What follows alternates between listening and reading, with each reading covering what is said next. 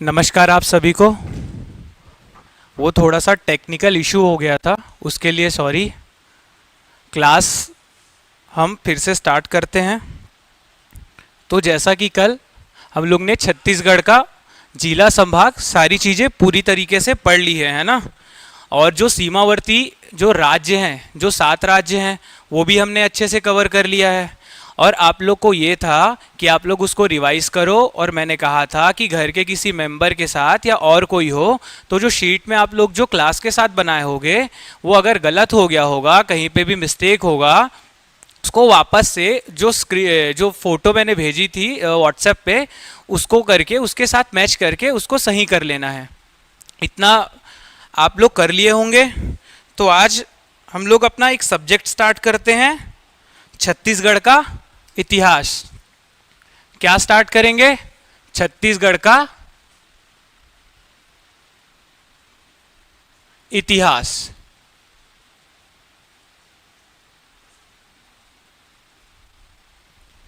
दिख रहा होगा बोर्ड में, छत्तीसगढ़ का इतिहास। आप लोग हेडिंग डालना, ठीक है। एक नई कॉपी बना लेना। शीट को जैसा भी होता है आप धागे से बांधो या जैसा भी, एक एक करके फिर लास्ट में धागे से बांधना हो।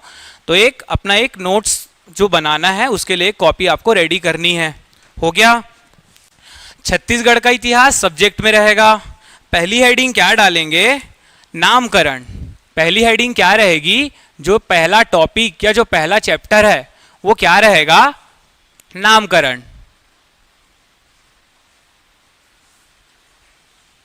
किसी बच्चे का नामकरण नहीं, छत्तीसगढ़ का नामकरण, ठीक है। छत्तीसगढ़ का नामकरण हो गया। चलिए, 7 नाम दिए गए हैं छत्तीसगढ़ को प्राचीन समय में, है ना। तो जो पेज है वहां पे आप बना के चलना। आपको 4 खंड बनाने हैं, ठीक है। 4 खंड बनाने हैं ऊपर से नीचे लाइन करके, ठीक। एक ये हो गया, दूसरा, तीसरा और ये चौथा। 4 पार्ट में डिवाइड कर लिए। ये पहला हो गया, है ना, ठीक। अब उसमें हेडिंग जो डालेंगे, पहले वाले में लिखेंगे ऊपर में नाम। नाम लिखेंगे। इसमें जो अलग अलग नाम, जो अलग अलग समय में जो छत्तीसगढ़ को दिया गया है, उस नाम को यहां पे अपन लिखते चलेंगे। दूसरे वाले कॉलम में आपको लिखना है काल, है ना, कि कौन से काल में कौन सा नाम दिया गया था। पहले वाले में क्या लिखना है? नाम। दूसरे वाले में क्या लिखना है आपको? काल। काल, युग, समय, जैसा भी है ना, ठीक। तीसरे वाले में क्या लिखना है? स्रोत।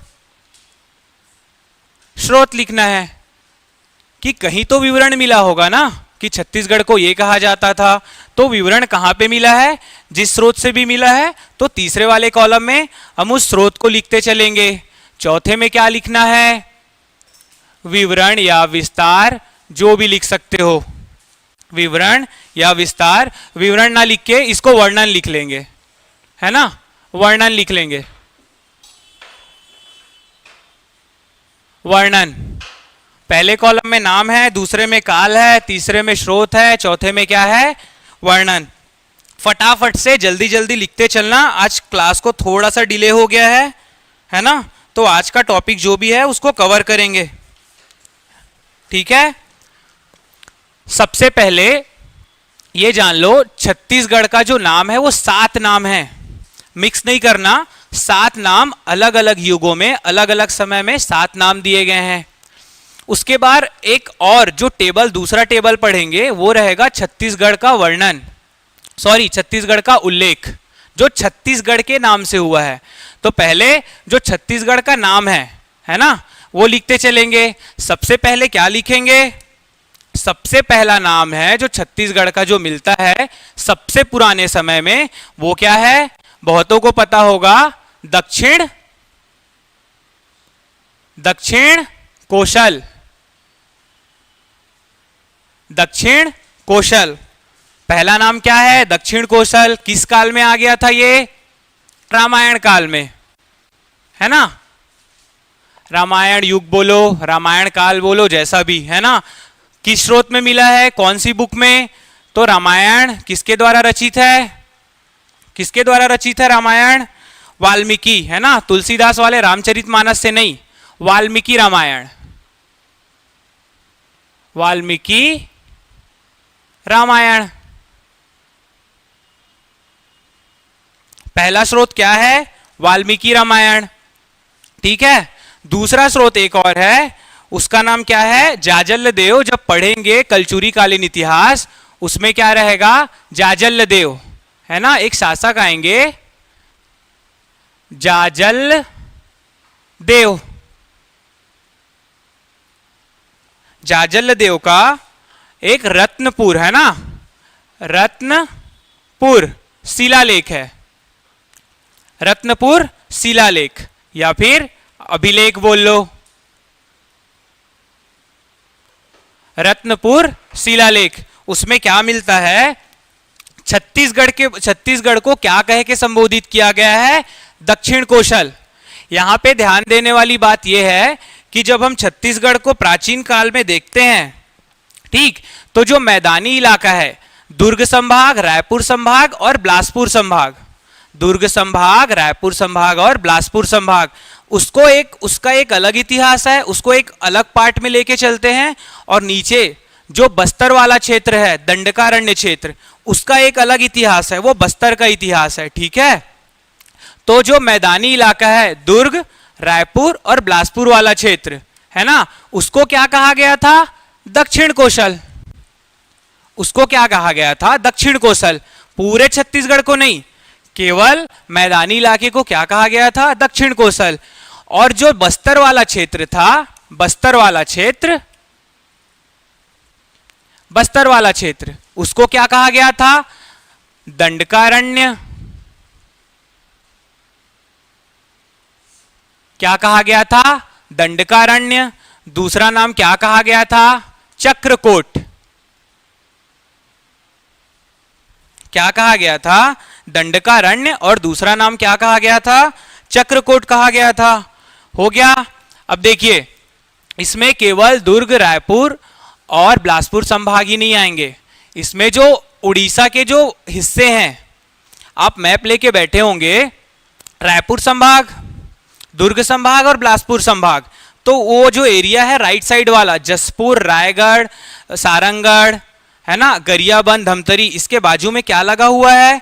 पूरा उड़ीसा लगा हुआ है।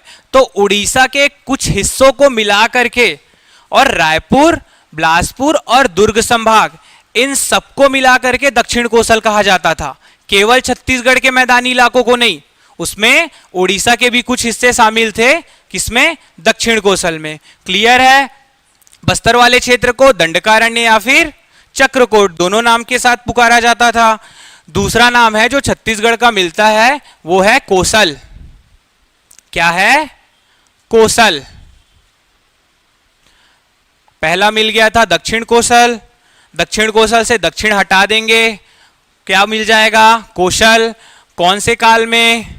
गुप्त काल में, गुप्त काल में, ठीक है। कौन से काल में?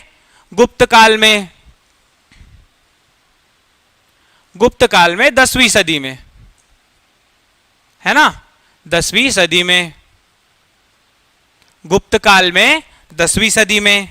दो नाम हो गए, कौशल, गुप्त काल में 10वीं सदी में। स्रोत क्या रहेगा? स्रोत क्या रहेगा? गुप्त काल के समय में कालिदास जी की एक रचना थी, ठीक है, कालिदास जी की एक रचना थी रघुवंशम।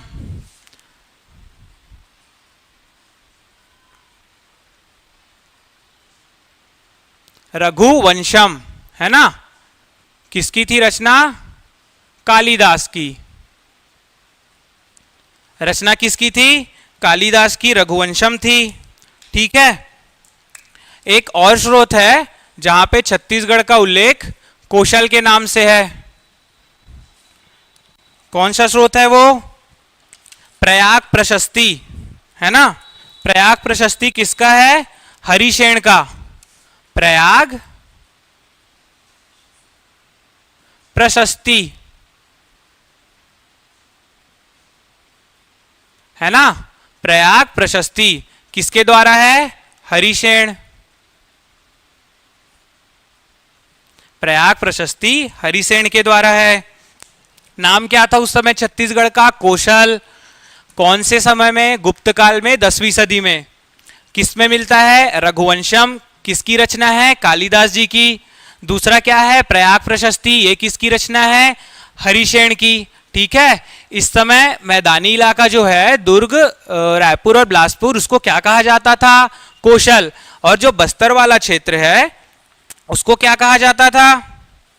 जो बस्तर वाला क्षेत्र है उसको कहेंगे महाकांतार, है ना। बस्तर वाला जो क्षेत्र रहेगा उसको क्या कहेंगे?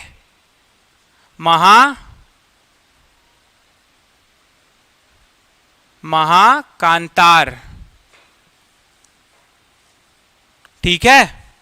बस्तर वाले क्षेत्र को क्या कहेंगे? महाकांतार कहेंगे। दो नाम हो गया छत्तीसगढ़ का। पहला क्या था? दक्षिण कौशल। दूसरा हो गया कौशल। तीसरा क्या रहेगा? महाकौशल। तीसरा रहेगा महाकौशल। तीसरा नाम महाकौशल रहेगा।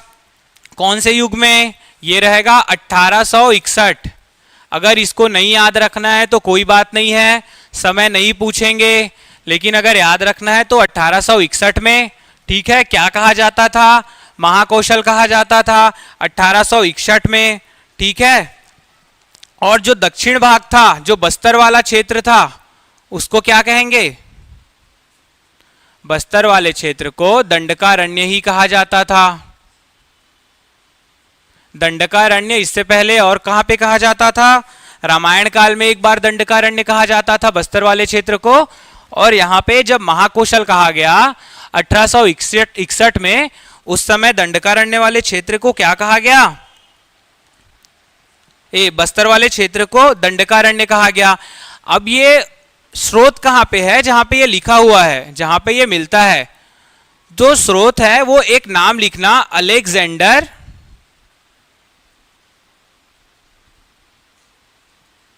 Alexander Cunningham. कनिंघम, है ना। Alexander Cunningham. ये कौन थे अलेक्जेंडर कनिंघम? अलेक्जेंडर कनिंघम जो है, ये नाम अच्छे से याद रख लेना। इनको भारतीय पुरातत्व का जनक कहा जाता है। क्या कहा जाता है? भारतीय पुरातत्व का जनक कहा जाता है। क्या कहा जाएगा? भारतीय पुरातत्व का जनक कहा जाएगा। और भारतीय पुरातत्व सर्वेक्षण के पहले महानिदेशक या डायरेक्टर, है ना। भारतीय पुरातत्व सर्वेक्षण के पहले महानिदेशक, फर्स्ट डायरेक्टर, है ना।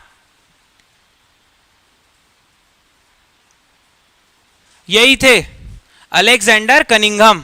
ठीक है। Alexander Cunningham. तो इनके द्वारा बताया गया कि उस समय महाकौशल को 1861 में क्या कहा है? छत्तीसगढ़ को 1861 के समय में महाकौशल कहा जाता था और बस्तर वाले क्षेत्र को दंडकारण्य कहा जाता था। 3 नाम हो गए। एक दक्षिण कौशल, दूसरा दक्षिण कौशल से दक्षिण हटा दो, कौशल बन गया। तीसरा क्या है? महाकौशल। सामने महाकौशल लगा दो। ठीक है। रामायण काल आ गया। अब दूसरा काल क्या आएगा रामायण के बाद? महाभारत काल। तो चौथा नाम प्राक कौशल। प्रा आधा का, फिर पूरा का, है ना, फिर ओ की मात्रा, फिर स और ल। प्राक कौशल कैसा लिखना है? प्रा आधा का, पूरा का, ओ की मात्रा, स और ल। प्राक कौशल। ठीक है। प्राक कौशल काल कौन सा है? महाभारत काल। महाभारत काल के समय में, महाभारत युग में छत्तीसगढ़ के मैदानी क्षेत्र को क्या कहा जाता था? प्राक कौशल कहा जाता था। ठीक है। स्रोत यहां पे कुछ भी नहीं लिखना है। ठीक। दक्षिण क्षेत्र को, जो बस्तर वाला क्षेत्र है, महाभारत के युग में बस्तर वाले क्षेत्र को क्या कहा जाता था? कांतार। कांतारा नहीं लिखना, कांतार। ठीक है। महाभारत काल में दंडकारण्य क्षेत्र, बस्तर क्षेत्र को क्या कहा जाता था? कांतार। ये जो चार नाम हैं ये बहुत ज्यादा इंपॉर्टेंट है। चार नाम कौन सा? दक्षिण कोसल रामायण काल में, वाल्मीकि रामायण में मिलता है, और जाजल्य देव के रतनपुर शिलालेख में मिलता है। दंडकारण्य को उस समय, बस्तर को उस समय दंडकारण्य या चक्रकोट। फिर दूसरा आता है कौशल, कौन से समय? गुप्त वंश के समय, 10वीं शताब्दी में। कालिदास जी की रचना क्या है? रघुवंशम। और दूसरा प्रयाग प्रशस्ति हरिसेन का, ठीक है, वहां पे क्या मिलता है? बस्तर को महाकांतार।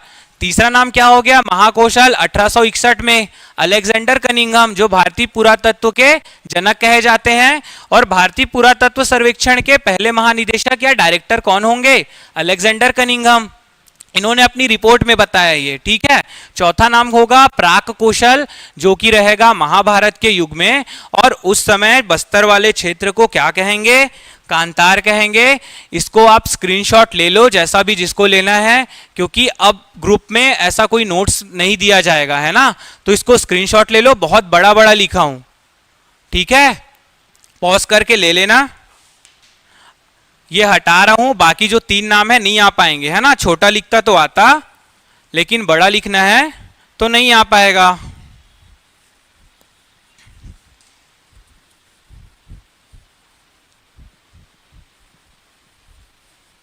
चलिए पांचवा नाम लिखिए आप लोग, चेदिसगढ़। पांचवा नाम क्या रहेगा? चेदिसगढ़।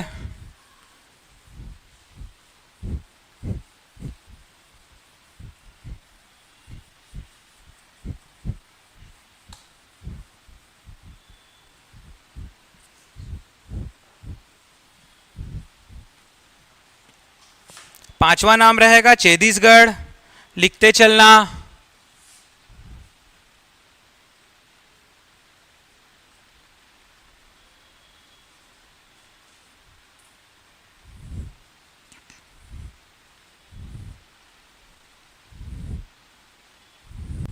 है ना। पांचवा नाम जो छत्तीसगढ़ का है वो क्या रहेगा? चेदिसगढ़। चार हो गए थे, पांचवा रहेगा चेदिस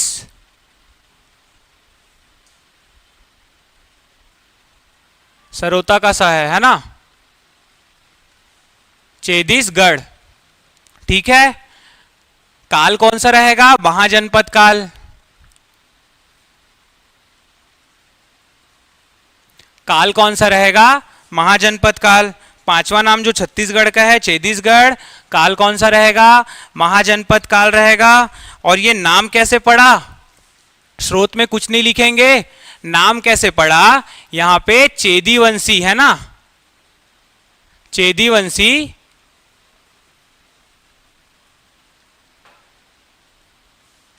चेदीवंशी राजाओं का शासन था, ठीक है। कहीं कहीं पे ये आपको चेदिस दिखेगा, है ना, चेदी ही जो है वो चेदिस दिखेगा, दोनों ही सही हैं, कंफ्यूज नहीं होना। चेदी भी लिख सकते हो और चेदिस भी लिख सकते हो। तो इन राजाओं का शासन था, इसीलिए चेदी से क्या हो गया? वो चेदिसगढ़ हो गया, ठीक है। जो पांचवा नाम है छत्तीसगढ़ का, चेदीवंशी शासकों की वजह से चेदिसगढ़ हो गया। और यही चेदीवंशी शासक ये कौन थे वास्तविक में? यही कलचुरी थे, है ना। जब कलचुरी पढ़ेंगे तो चीजें अच्छे से डिफाइन होंगी, तो समझ में आएगा ये क्या थे वास्तविक में? कलचुरी थे। चेदिसगढ़ हो गया, पांचवा नाम था। चौथा नाम लिखना रतनपुर राज्य। क्या लिखोगे? रतनपुर राज्य। छठा नाम है रतनपुर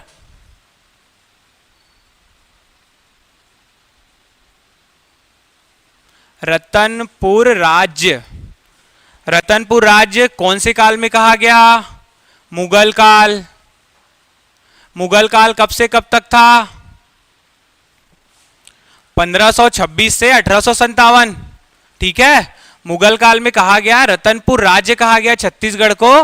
मुगल काल 1526 से 1857, ठीक है। स्रोत को छोड़ देंगे, स्रोत में कुछ नहीं लिखेंगे। रतनपुर राज्य मुगल काल में कहा गया। किसके लिए कहा गया? छत्तीसगढ़ के लिए। यहां पे कंफ्यूज नहीं होना, रतनपुर राज्य कहा गया पूरे छत्तीसगढ़ को, मैदानी इलाके को पूरा रतनपुर राज्य कहा गया मुगल काल में, है ना। सातवां और अंतिम नाम जो छत्तीसगढ़ को दिया गया वो क्या था, सबको याद होगा ये, है ना, कियासलो। किसने दिया था, ये अच्छे से याद होगा। कियासलो कैसे लिखेंगे, किया लिखना फिर डैश देना, किया लिखना डैश देना, फिर डैश के बाद सो लिखना, नहीं सॉरी स लिखना, स, किया डैश श फिर डैश और लो। किया लिखना डैश देना, स लिखना फिर डैश दे के लो लिखना, क्या हो गया, कियास लो। ठीक है। किस समय में, भारतीय इतिहास में जब पढ़ोगे तो एक शासक आएगा हर्षवर्धन, हर्षवर्धन। कौन सा शासक आएगा, हर्षवर्धन। हर्षवर्धन का जो शासनकाल रहेगा वो 606 ईस्वी से लेके 647 ईस्वी तक रहेगा। 606 ईस्वी से लेके 647 ईस्वी तक रहेगा। हर्षवर्धन का शासनकाल 606 से 647 ईस्वी तक रहेगा। ठीक है। तो हर्षवर्धन के शासनकाल में कियासलो कहा गया। ठीक है। हर्षवर्धन किस वंश से थे, पुष्यभूति या वर्धना, पुष्यभूति वंश या फिर वर्धना, ये आप भारतीय इतिहास में पढ़ोगे, बस ऐसे ही बता दिया। इसका काल भी नोट नहीं करना है आपको। काल क्यों बताया, क्योंकि जो कियासलो नाम दिया है ये किसने दिया, कियासलो जो नाम दिया वो किसने दिया, चीनी यात्री, सबको याद होगा कौन है, वेनशांग। वेन आधा हा वेन, है ना, गाड़ी वाला वेन, आधा हा वेन और सांग, वेनशांग। ठीक है। चीनी यात्री था वेनशांग। 606 से 647 तक हर्षवर्धन का शासनकाल था। जो वेनशांग है ये 630 में भारत आ गया था। ठीक है। लेकिन इसने 639 में मल्हार और सिरपुर की यात्रा की। वेनशांग 630 ईस्वी में कहां आ गया था, भारत आ गया था। लेकिन इसने 639 में कहां की यात्रा की, सिरपुर और मल्हार की। आगे पढ़ेंगे तो बहुत अच्छे से डिटेल में पढ़ेंगे, है ना। सिरपुर और मल्हार की यात्रा की। ठीक है। और सिरपुर और मल्हार की यात्रा की तो उसने छत्तीसगढ़ को क्या कहा, कियासलो, कियासलो कहा। वेनशांग की एक पुस्तक है जिसमें इसने छत्तीसगढ़ को कियासलो कहा। उस पुस्तक का नाम क्या है, सी डैश यू डैश की, सी डैश यू डैश की, सी यू की। बुक का नाम है सी यू की। छत्तीसगढ़ को कहा था कियासलो। किसके काल में आया था, हर्षवर्धन के। उस समय छत्तीसगढ़ में कौन था, जब पढ़ेंगे तब बताऊंगा। ठीक है। कौन सी यात्रा किया, कहाँ की, सिरपुर और मल्हार की 639 ईस्वी में। और उसने जो बुक लिखी वो क्या थी, सीयू की। सीयू की पूरे भारत का वर्णन है। ठीक है। उसमें छत्तीसगढ़ को क्या कहा गया, कियासलो। 7 नाम आपको ये याद रहने चाहिए, ऊपर के 4 और नीचे का ये कियासलो है, ये बहुत ज्यादा इंपॉर्टेंट है। ठीक है। हो सकता है कि कियासलो का नाम पूछ के आपको वेनशांग का यहाँ पे जो यात्रा का जो समय था सिरपुर और मल्हार का वो पूछ ले, या फिर समय देके मल्हार और सिरपुर को पूछ ले स्थान के जगह पे। ठीक है। ये भी स्क्रीनशॉट ले लेना।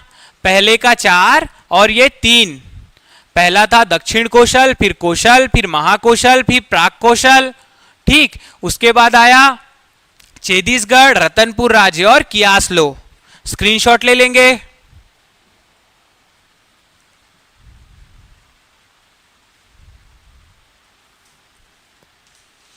हो गया यहां तक सबका।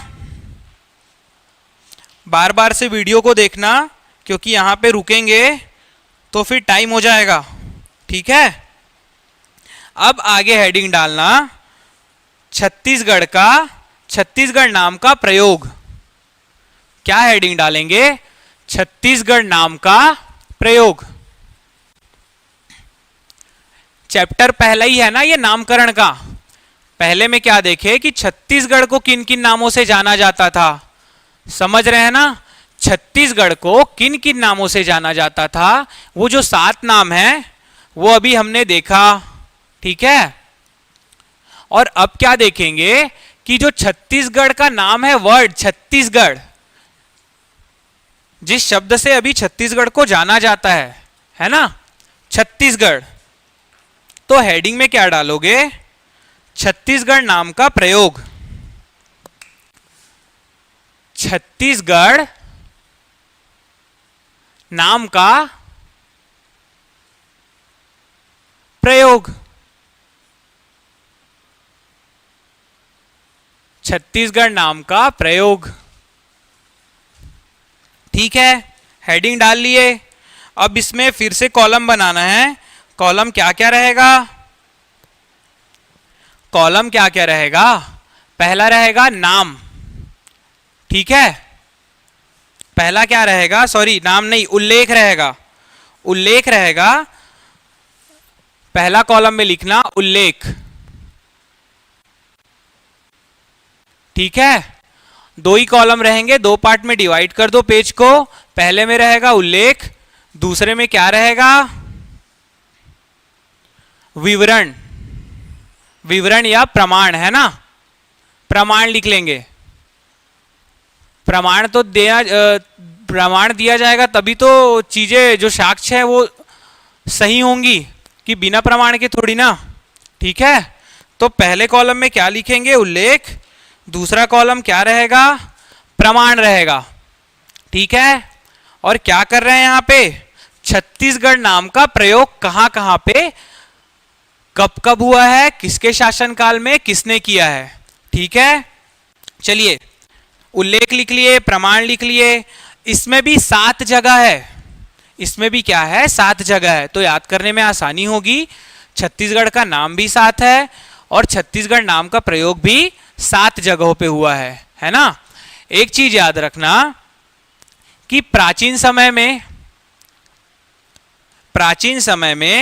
प्राचीन ग्रंथ में, शिलालेख में या ताम्रपत्र में छत्तीसगढ़ नाम का उल्लेख कहीं पे भी नहीं है। मैंने क्या कहा, प्राचीन ग्रंथ में, शिलालेख में, ताम्रपत्र में कहीं पे भी छत्तीसगढ़ नाम का उल्लेख नहीं है। प्राचीन ग्रंथ मतलब प्राचीन काल। छत्तीसगढ़ नाम का जो उल्लेख मिलता है वो सर्वप्रथम कब मिलता है, 15वीं शताब्दी के उत्तरार्ध में, अर्थात 15वीं शताब्दी जब समाप्त होने वाली होती है उस समय छत्तीसगढ़ नाम का उल्लेख मिलता है। 15वीं शताब्दी के उत्तरार्ध मतलब 1475 या 70 के बाद का समय, है ना। जब 1/3 जब हो जा रहता है, तिहाई हिस्सा जब क्रॉस हो जा रहता है, उसके बाद के समय को उत्तरार्ध कहा जाता है, ठीक है। तो 15वीं शताब्दी के उत्तरार्ध में जो छत्तीसगढ़ शब्द का पहला प्रयोग मिला। चलिए, अब पहला नंबर डाल के, 1 नंबर डाल के उल्लेख में लिखना है। उल्लेख में क्या लिखेंगे, साहित्य में, है ना। साहित्य में प्रथम बार छत्तीसगढ़ शब्द का प्रयोग कहां पे हुआ, साहित्य में हुआ है प्रथम बार 1494, है ना, 1494 में, 1494 में साहित्य में पहली बार छत्तीसगढ़ शब्द का प्रयोग हुआ है। एक कवि थे, कवि का नाम क्या था, दलराम राव। दलराम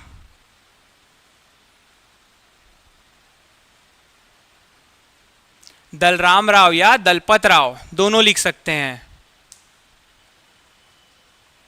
दलराम राव या दलपत राव, ये क्या थे, कवि थे। इस समय शासक कौन थे, लक्ष्मी निधि राय।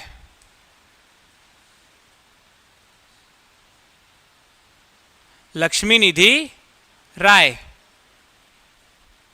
शासक कौन थे, राजा कौन थे इस समय, लक्ष्मी निधि राय, ठीक है। कवि कौन थे, दलराम राव या दलपत राव, ठीक है। और ये राजा कहाँ के थे? खैरागढ़ के।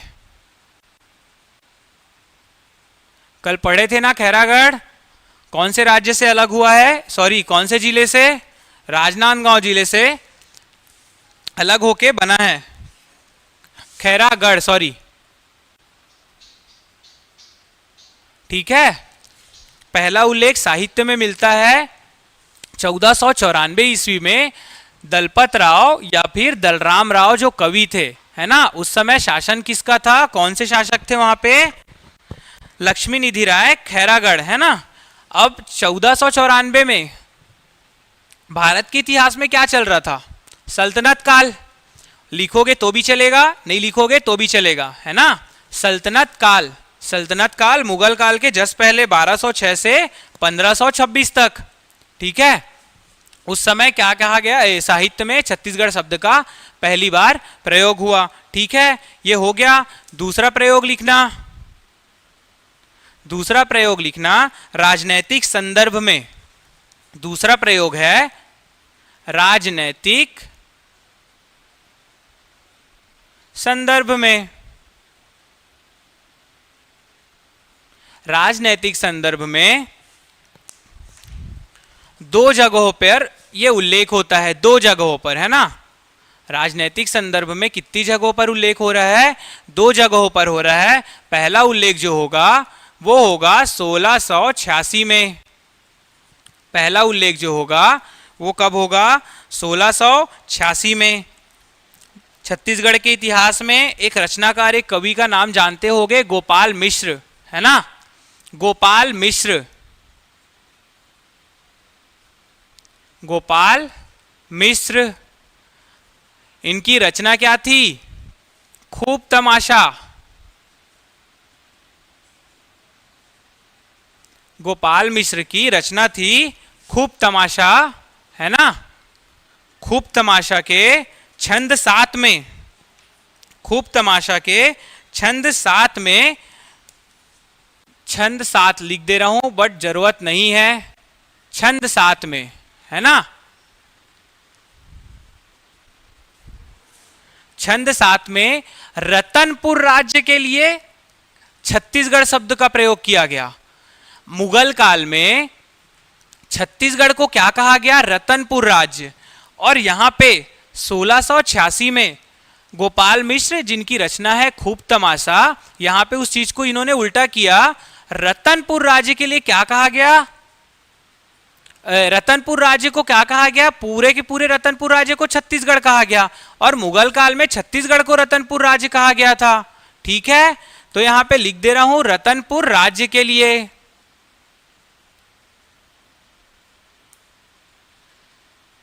यहां तक सबको क्लियर है? ठीक है। एक चीज इसमें डाल लेना है तो डाल लेना, जय सिंह थे इस समय राजा। राजा कौन थे इस समय? जय सिंह, है ना।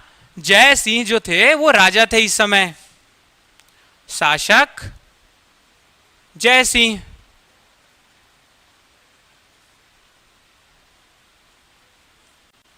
ठीक है, पहला उल्लेख मिलता है साहित्य में।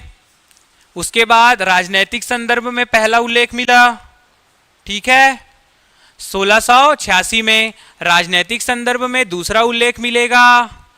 1896 में राजनैतिक संदर्भ में दूसरा उल्लेख मिलेगा। 1896 में बहुत ही फेमस है ना साहित्यकार हैं छत्तीसगढ़ के, नाम क्या है? बाबू रेवाराम। बहुत सी रचनाएं हैं इनकी, ठीक है, बहुत सी रचनाएं हैं। जब आप लोक कला संस्कृति पढ़ेंगे या फिर जब छत्तीसगढ़ भाषा पढ़ेंगे, छत्तीसगढ़ी भाषा, तब इनका बहुत बड़ा रोल रहेगा। तो बाबू रेवाराम की रचना क्या थी? विक्रम विलास, ठीक है। बाबू रेवाराम की रचना क्या थी? विक्रम विलास।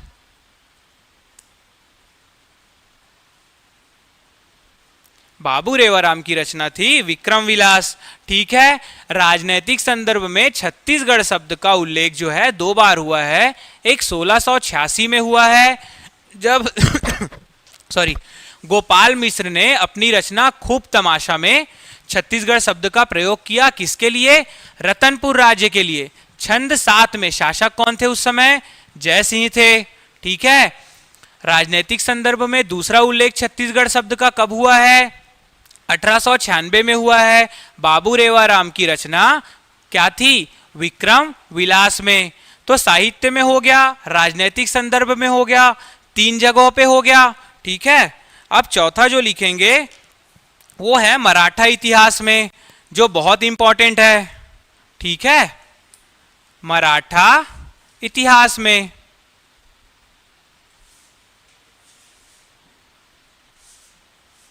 मराठा इतिहास में भी छत्तीसगढ़ शब्द का प्रयोग हुआ है। ठीक है। मराठा इतिहास में जो पहला हुआ है, इसमें भी दो बार हुआ है ना, 2 जगहों पे जो उल्लेख मिलता है। पहला है 1707। पहला उल्लेख कब मिला? 1707 में मिला। एक मराठी कवि है काशीनाथ गुप्ते। कवि कौन है? काशीनाथ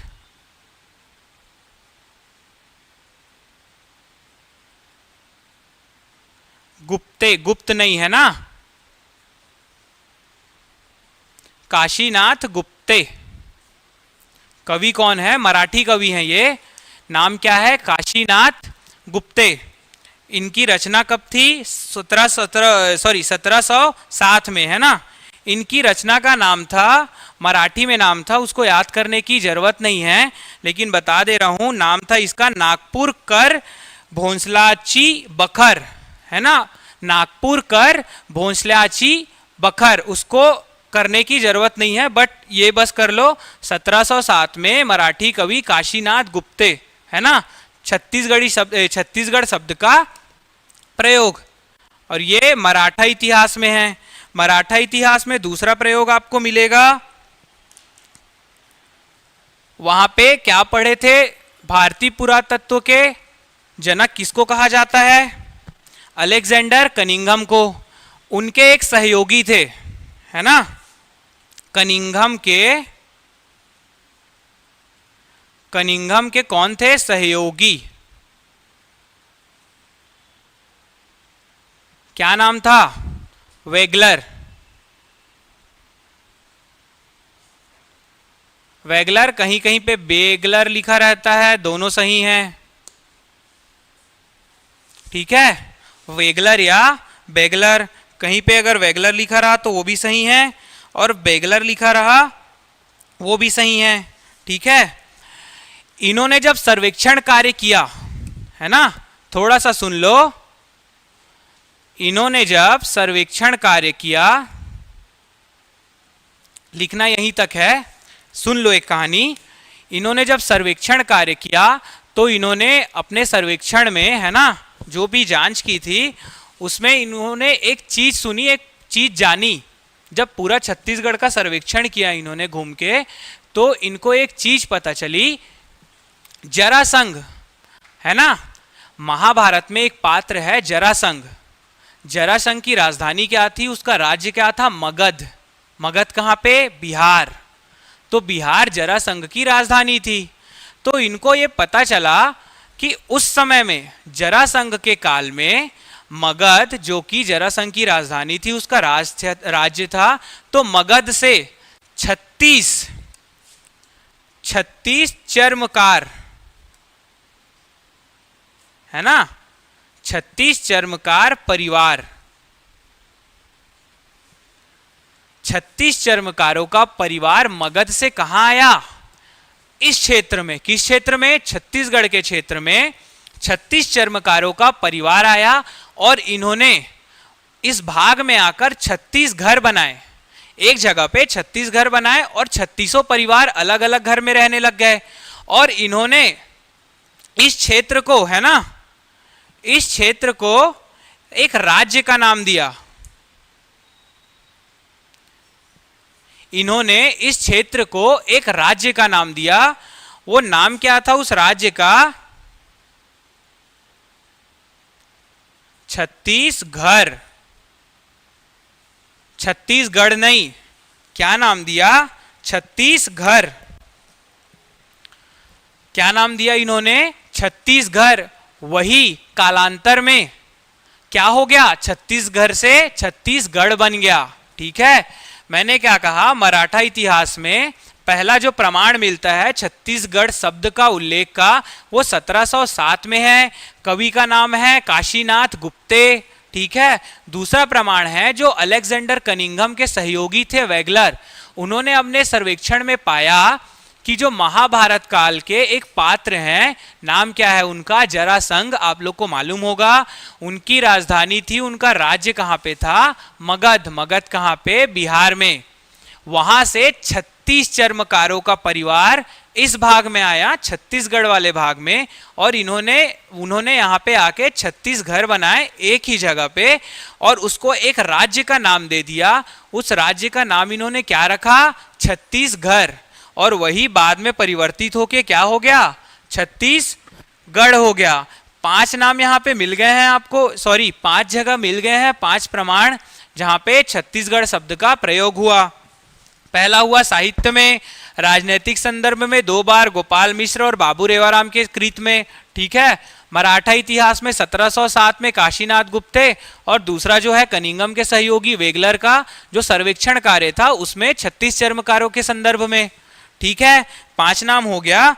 2 नाम और लिख लेंगे जो बहुत ही इंपॉर्टेंट है, ये इसका स्क्रीनशॉट ले लेना, नहीं आएगा नीचे, है ना। 2 नाम फिर बताता हूं।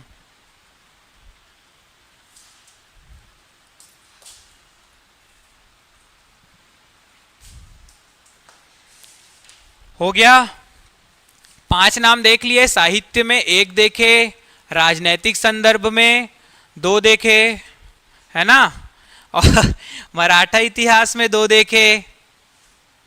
याद करना, यहां से क्वेश्चन डायरेक्ट आएगा। अभी अगर लग रहा होगा कि याद कैसे होगा, बार बार पढ़ने से हो जाएगा। और जो चीज मैंने आपको बताई है, दूसरे को बोल के बताओ चीजों को, है ना।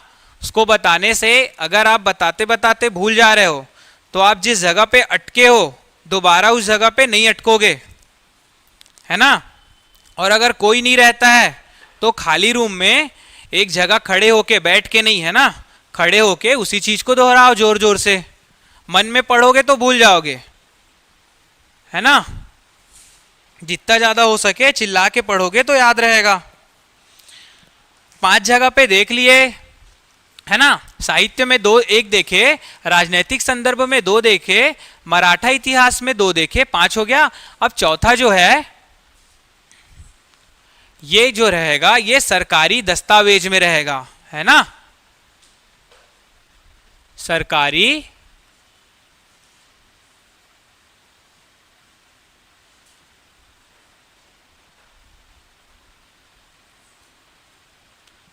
दस्तावेज में। अब सरकारी दस्तावेज कहने से क्या समझ में आता है? सरकार कब आई? ब्रिटिश के समय में। तो सरकारी दस्तावेज कब रहेंगे? ब्रिटिश के समय में, है ना। तो इसमें तो कंफ्यूज ही नहीं होना है। मराठा काल में, मराठों के समय में राजनीतिक संदर्भ, ठीक है। सरकारी दस्तावेज में क्लियर रहना चाहिए कि ब्रिटिश के समय में, ठीक है। यहां पे भी हमको क्या मिलेगा? 2 उल्लेख मिलेगा, ठीक है। पहला जो है, क्या कहा मैंने? ब्रिटिश काल में, है ना।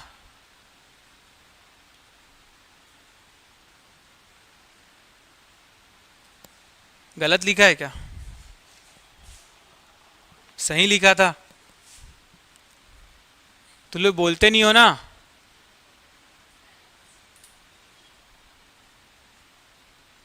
ब्रिटिश काल में, है ना। पहला जो मिल गया ब्रिटिश काल में मिला, ठीक। जब इतिहास पढ़ेंगे तो एक नाम पढ़ेंगे, कैप्टन जेटी ब्लंट। अच्छे से लिखना, ब्लंट ही लिखना, ठीक है। कैप्टन जे और टी, क्या नाम लिखेंगे? कैप्टन जेटी ब्लंट, ठीक। ये एक जगह की यात्रा कर रहे थे। जगह का नाम जानो न जानो कोई मतलब नहीं है, ठीक है। वैसे जगह का नाम है राजा मुंद्री। अब पूछोगे राजा मुंद्री कहाँ है? उसको छोड़ो, मुंदरी को भी छोड़ो, राजा को भी छोड़ो, ठीक है। ब्रिटिश काल में कैप्टन जेटी ब्लंट, ठीक, एक पत्रिका निकलती थी ब्रिटिश काल में हर जिले से, उसको कहा जाता था गजेटियर, है ना। उसमें जो ब्रिटिश शासन थे तो सरकार का ही दस्तावेज था, सरकारी दस्तावेज, है ना, वो अभी भी सुरक्षित है, आपको लाइब्रेरी में, सरकारी लाइब्रेरी में मिल जाएगा। तो उस समय जो बिलासपुर डिस्ट्रिक्ट गजेटियर है, क्या है, बिलासपुर डिस्ट्रिक्ट गजेटियर, है ना, या जिला गजेटियर लिख लेना, जिला गजेटियर।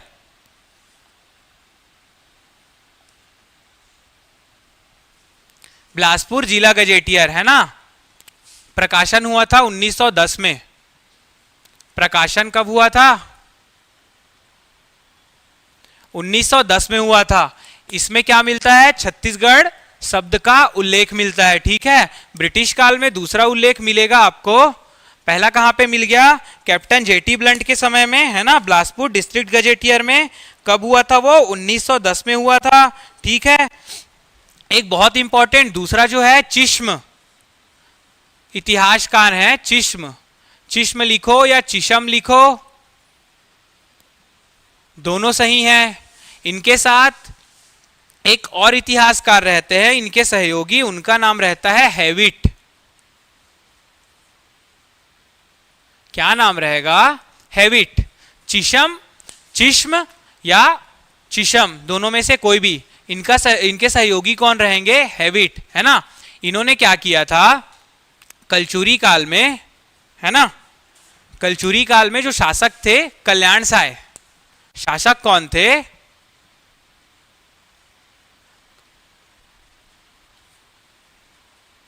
कलचुरी शासक थे कल्याण साय।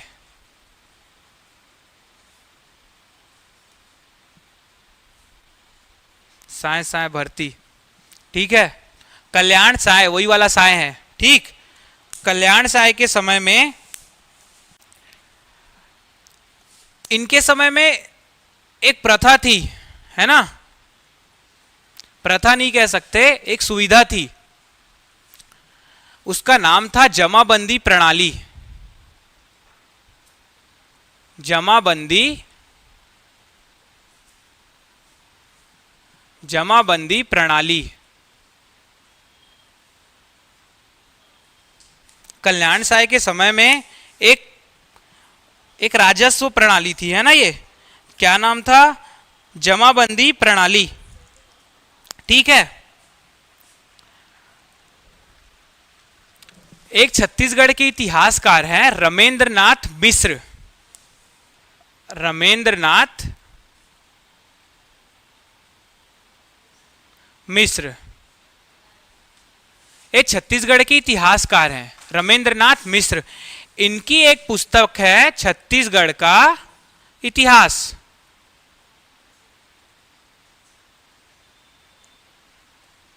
इनकी पुस्तक क्या है? छत्तीसगढ़ का इतिहास।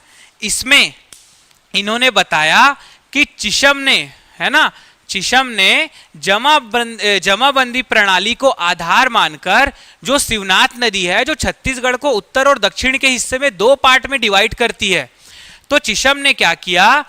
शिवनाथ नदी को आधार बना करके, शिवनाथ नदी को आधार बना करके जो उत्तर वाला क्षेत्र है ना, उसमें 18 गढ़ थे, उसको रतनपुर राज्य, रतनपुर के अधीन था वो। 18 जो गढ़ थे उत्तर में, उसको क्या किया गया? रतनपुर राज्य के अधीन। और नीचे दक्षिण में जो 18 गढ़ थे उनको रायपुर, है ना, रायपुर राज्य के अधीन कर दिया गया। तो ये किया किसने था? किया किसने था? इसको चिशम ने। लेकिन इसको बताया किसने? रमेंद्रनाथ मिश्र ने अपनी पुस्तक छत्तीसगढ़ का इतिहास में। घुमा के अगर पूछेंगे चिशम ने बताया, नहीं, अगर ऑप्शन में नहीं रहेगा कुछ नहीं लगाना, ठीक है। अगर चिशम ने बताया बोलेंगे तो नहीं, चिशम ने इस चीज को बनाया, बताया किसने? रमेंद्रनाथ मिश्र ने छत्तीसगढ़ का इतिहास जो उनकी पुस्तक है उसमें बताया कि चिशम ने शिवनाथ नदी को आधार बना करके उत्तर और दक्षिण दोनों क्षेत्रों के छत्तीसगढ़ को 18-18 गढ़ों में विभक्त करके उत्तर वाला जो हिस्सा है उसको रतनपुर राज्य के अधीन बोल के रतनपुर राज्य की संज्ञा दी और नीचे वाले को रायपुर राज्य के अधीन कर दिया। ठीक है, तो छत्तीसगढ़ शब्द का 7 प्रयोग देखा हमने, साहित्य में 1 देखा, राजनीतिक संदर्भ में 2, मराठा इतिहास में 2, 5 हो गए और सरकारी दस्तावेजों में 2। ठीक है, आज की क्लास में बस इतना ही। अगर कोई भी डाउट होगा तो आपको टेलीग्राम का लिंक अगर जो काम नहीं कर रहा है वो चैनल है, हमारे से गलती हुई है कि वो चैनल का लिंक शेयर किया है हमने, उसमें हम आपको ग्रुप का लिंक शेयर करेंगे, आप चैनल को ज्वाइन करो।